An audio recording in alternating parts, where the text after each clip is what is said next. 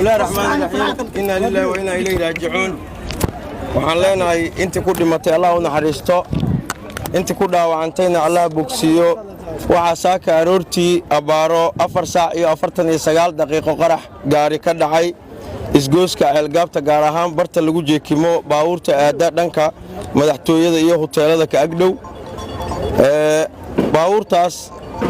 xilligii ay u diyaar garoowayeen in la jeekimo ayaa waxa soo dhaxgalay gaari karoon ah oo uu watay nin naftii haliga ah gaarigii ayaa ku qarxay barta wuxuuna dhibaateeyay habaha ugu darnaatee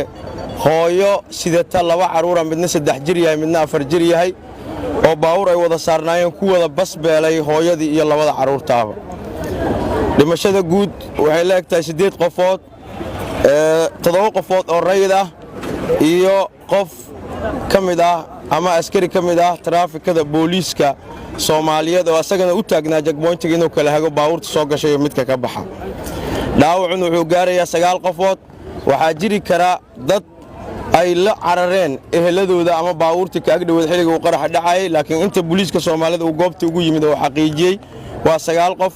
waxaana xiriir la sameeynay isbitaalada oo ayagana noo soo gudbin doona goordhow reportka asagoo dhameystiran dib ay idinka soo siin doonaa waxaan leenahay ummadda Soomaaliyeed ayaan uga tacsiyeynaa sababtoo ah waxa loo socdo ma ahan askari ma ahan xarun dawlo ma ahan meel